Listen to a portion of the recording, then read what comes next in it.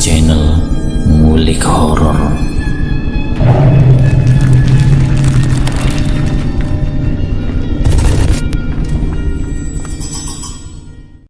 Assalamualaikum warahmatullahi wabarakatuh. Kembali lagi di channel Ngulik Horor. Channel ini menceritakan tentang kisah-kisah misteri. Oh ya, di dalam cerita ini nama dan tempatnya disamarkan semua ya, untuk menjaga privasi pihak yang terlibat di dalamnya. Yuk daripada kita lama-lama, langsung saja mari kita simak ceritanya. Bismillahirrahmanirrahim. Kali ini saya akan membawakan kisah misteri yang berjudul Selalu Dihantui Genderuwo Hingga Mengalami Kecelakaan Tragis. Di kesempatan kali ini saya ingin menceritakan kisah pengalaman praktisi yang pernah mengalami satu kejadian, yaitu saat menangani pasien atau orang yang meminta bantuan kepada praktisi yang bertujuan agar apa yang dialami oleh salah satu anaknya itu bisa disembuhkan.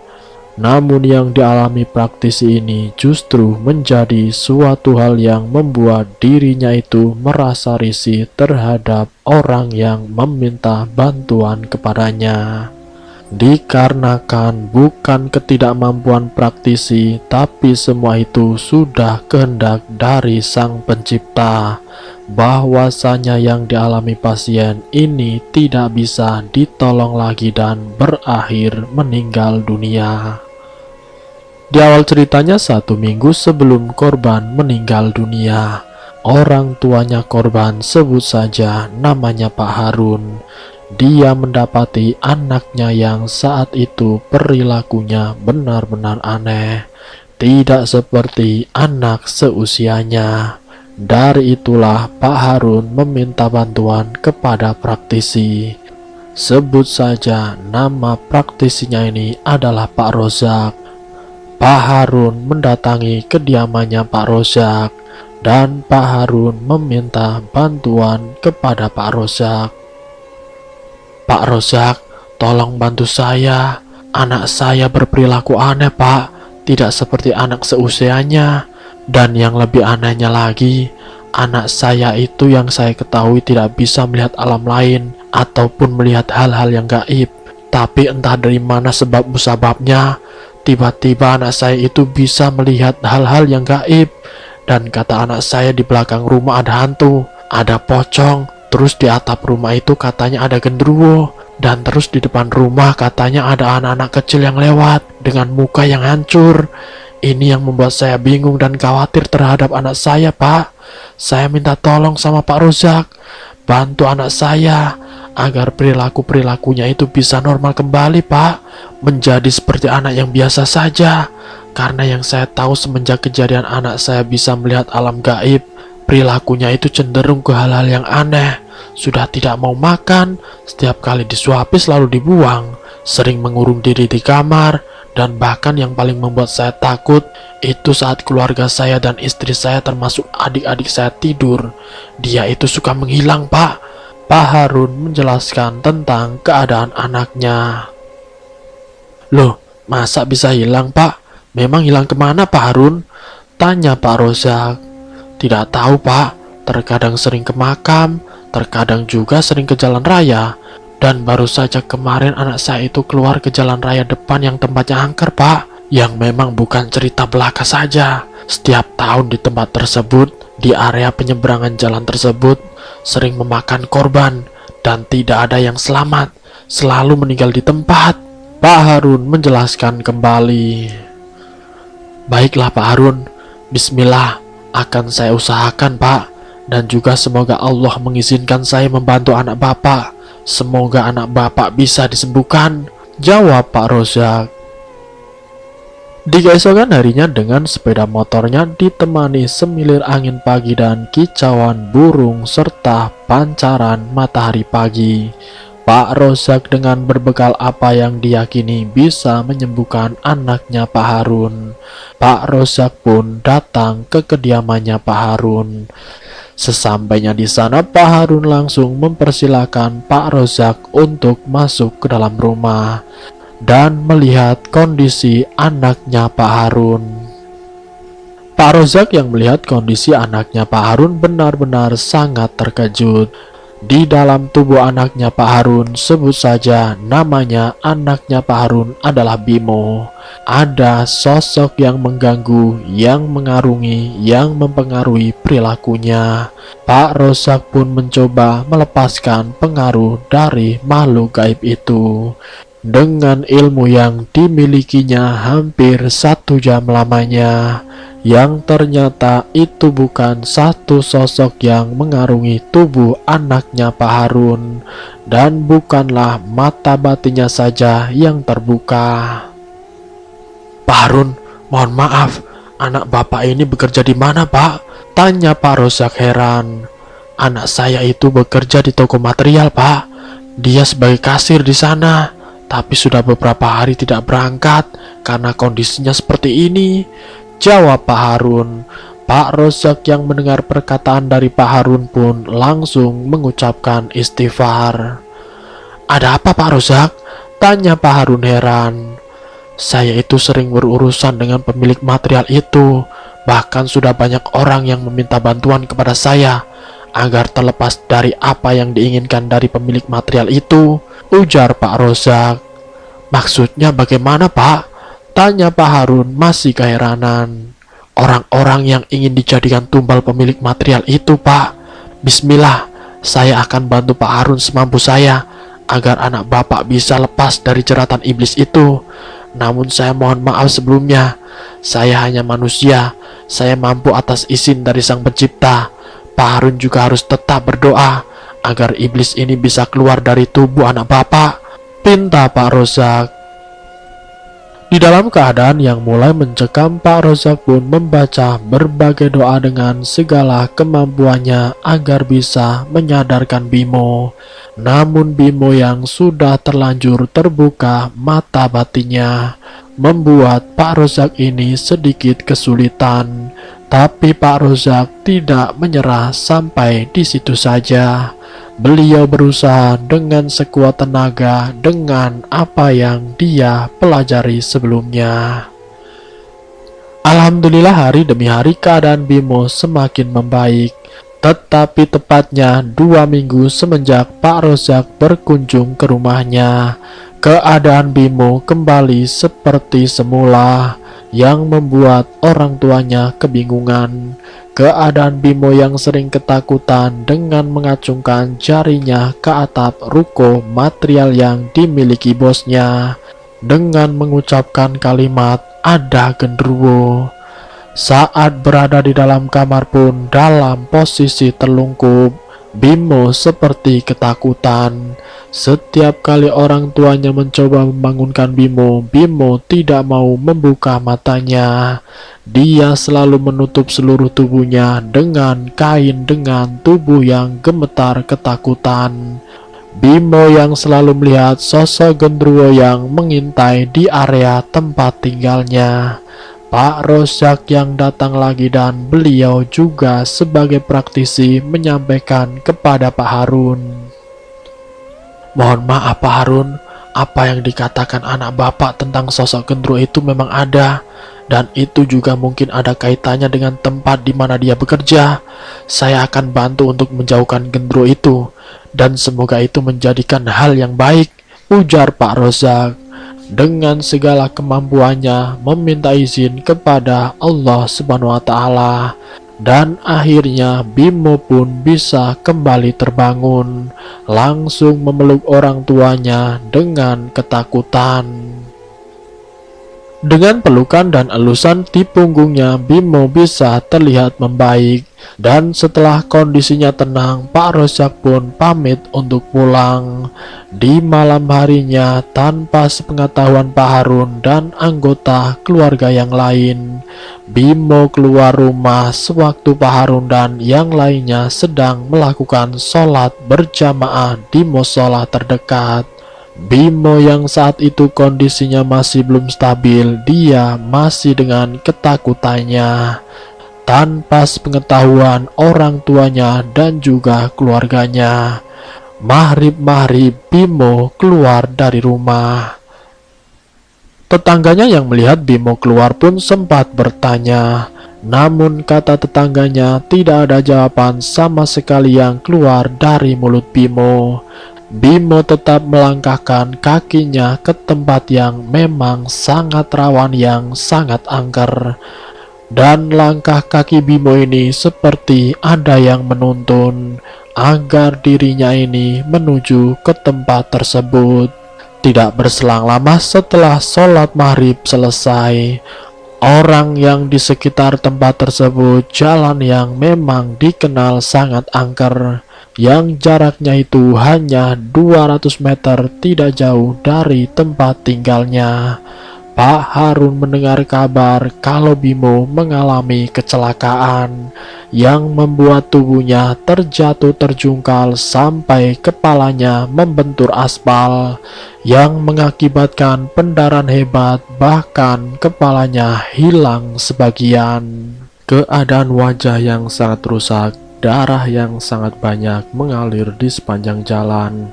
Orang tuanya hanya bisa menangis.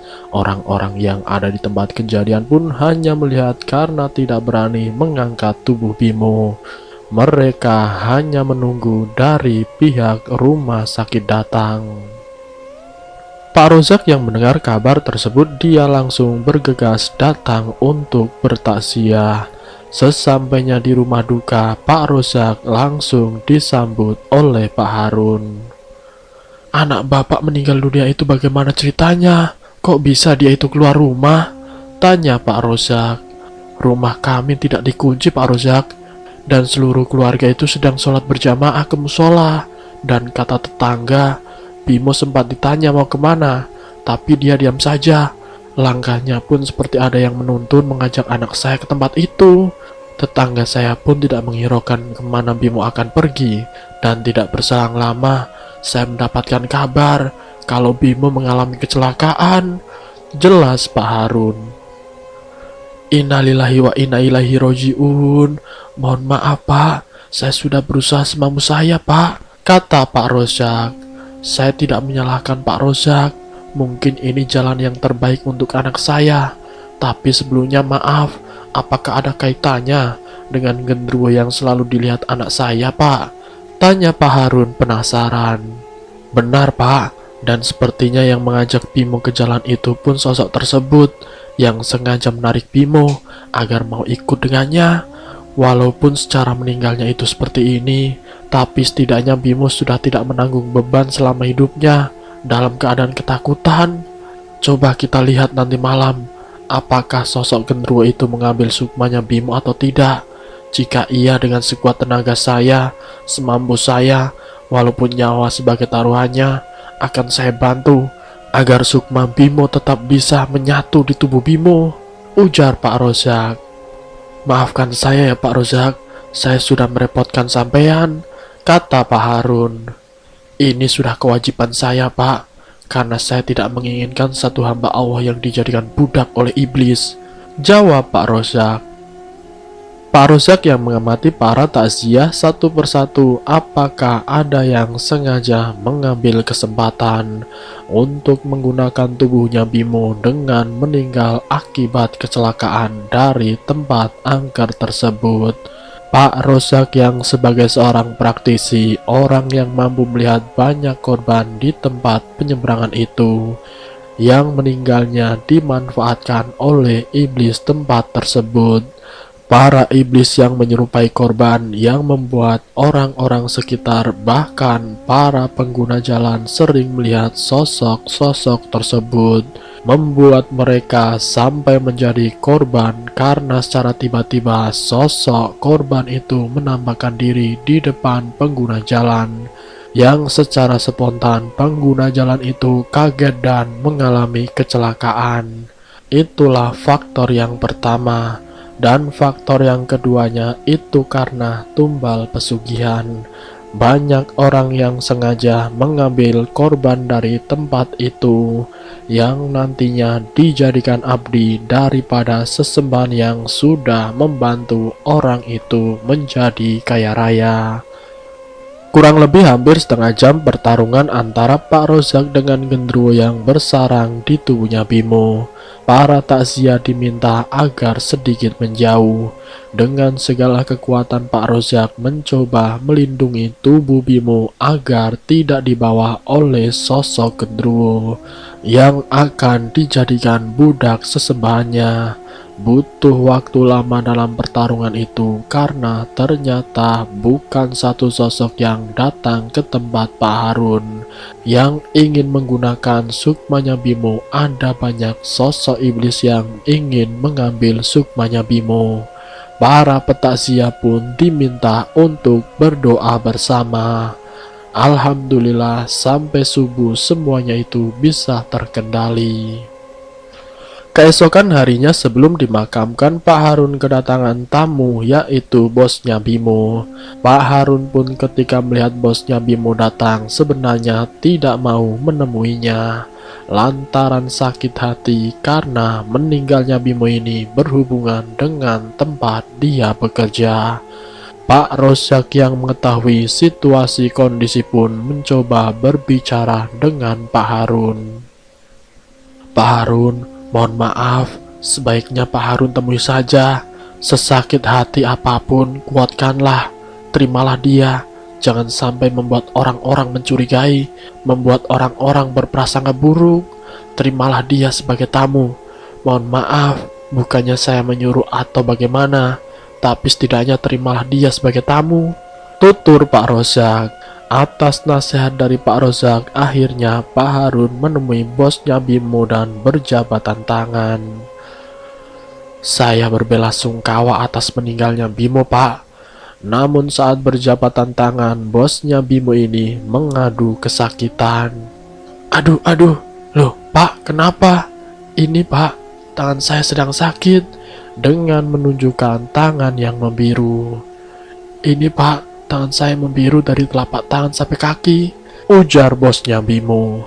Pak Harun yang juga meneliti keadaan bosnya Bimo ini tanpa disadari olehnya, Pak Harun juga melihat kaki dan juga lehernya bosnya Bimo membiru. Pak Harun kemudian sempat menanyakan kepada Pak Rozak. Pak Harun pun kemudian sempat menanyakan, kok bisa membiru seperti itu, awalnya kenapa Pak? Tanya Pak Harun. Saya pun kurang tahu Pak, tiba-tiba tangan saya membiru dan juga sakit, jawab bosnya Bimo. Setelah obrolan pendek itu, Pak Harun melanjutkan untuk menemui tamu yang lain. Saat waktunya tiba, jenazah Bimo dibawa ke pemakaman. Dan singkatnya selama 7 hari 7 malam diadakan tahlil di rumahnya Pak Harun. Pak Harun kemudian menceritakan kepada Pak Rozak tentang keadaan bosnya Bimo. Pak Rozak, dengan tangan bosnya Bimo yang membiru, apakah ada kaitannya dengan pertarungan genderuwo kemarin, Pak? Tanya Pak Harun penasaran. Mohon maaf, Pak, kalau soal luka lebam, luka merah, biru yang dialami bosnya Bimo itu saya kurang tahu. Tapi yang jelas saat saya dan seluruh para petakziah ini saling berzikir, berdoa dengan tujuan utamanya menjauhkan Bimo dari sosok genderuwo, dan sosok genderuwo itu terpental jauh. Dan soal bosnya Bimo mengalami luka lebam, merah biru, saya tidak tahu. Tinggal bagaimana saja, nanti kita lihat apa yang terjadi. Jelas Pak Rozak. Saya juga pernah mengalami satu pasien. Ketika pasien itu selamat, orang yang melakukan pesugihan yaitu sosok gaib tersebut menyerang balik dan berdampak pada pelakunya. Dan pelaku tersebut pemilik dari pesugihan meninggal dunia dengan jarak 3 hari. Mohon maaf, bukannya saya mendahului kehendak yang di atas. Kalaupun nanti benar dia itu adalah pemilik genderuwo, ya kita mengikuti saja bagaimana alurnya. Lihat apa yang akan terjadi dengan bosnya Bimo itu. Tapi setidaknya Pak Harun jangan pernah berpikir negatif kalau itu semua adalah ulah bosnya Bimo. Walaupun saya tahu, tapi setidaknya kita jangan pernah berprasangka buruk terhadap siapapun, sekalipun itu nyata. Tapi nyatanya kita tidak bisa membuktikan secara nyata di dunia. Kita serahkan saja semuanya kepada yang punya hidup, yang punya kematian, yaitu Allah Subhanahu wa Ta'ala. Semoga arwah Bimo bisa diterima di sisi Allah Subhanahu wa Ta'ala. Pak Rozak menjelaskan kembali. Baiklah Pak, Saya akan mengingat pesan-pesan dari Pak Rozak. Terima kasih banyak atas nasihatnya, Pak. Jawab Pak Harun. Sama-sama Pak Harun. Mohon maaf jika saya salah kata ya, ujar Pak Rozak. Iya Pak, saya juga minta doanya. Semoga anak saya bisa tenang di alam sana, pinta Pak Harun. Singkat ceritanya, acara 40 hari kematian Bimo, Pak Harun mendengar kabar kalau bosnya Bimo ini meninggal dunia. Dengan luka lebam di sekujur tubuhnya, Pak Harun menanyakan kepada Pak Rozak yang waktu itu diundang ke acara tahlilan 40 hari kematian Bimo. Mohon maaf Pak, saya mau tanya, apa ada kaitannya dengan meninggalnya bosnya Bimo dengan sosok gendruwo yang kala itu? Tanya Pak Harun yang masih penasaran. Maaf Pak Harun, kalau soal itu saya tidak tahu. Kematian hidup itu urusan sang pencipta. Saya tidak tahu menahu. Kalaupun kebetulan bosnya Bimo meninggal itu adalah hak sang pencipta, mungkin itu suatu cara dari Allah dengan memberikan jalan seperti ini. Tapi sekali lagi, mohon maaf Pak Harun, jangan pernah menghadik kematian bosnya Bimo ini. Coba ikhlaskan kematian anaknya Bapak. Tidak usah sekali-kali Bapak mengaitkan hubungan kematian Bimo dan kematian bosnya atas apa yang pernah saya lakukan malam itu, ujar Pak Rozak. Pak Rozak yang berpikir positif tidak mau berprasangka buruk kepada orang lain, karena segala kematian umat manusia itu adalah Allah yang tahu. Baik Pak, sekali lagi saya berterima kasih dan saya mohon maaf sebanyak-banyaknya, ujar Pak Harun. Iya Pak Harun, tidak apa-apa, karena kita sebagai orang tua pasti khawatir dengan apa yang dialami anak kita. Namun semua itu sudah ada jalannya masing-masing. Serahkan saja semuanya kepada yang punya hidup, yaitu Allah Subhanahu wa Ta'ala. Tutup cerita dari Pak Rozak. Dan selesai. Semoga dari kisah ini kita dapat mengambil hikmah dan pelajarannya. Ambil sisi baiknya dan buang jauh-jauh sisi buruknya. Terima kasih untuk kalian yang sudah mampir di channel ini. Jika kalian tertarik dengan video kami, silahkan tekan tombol like, share, dan komen. Tekan subscribe untuk mengikuti video-video kami yang selanjutnya. Wassalamualaikum warahmatullahi wabarakatuh.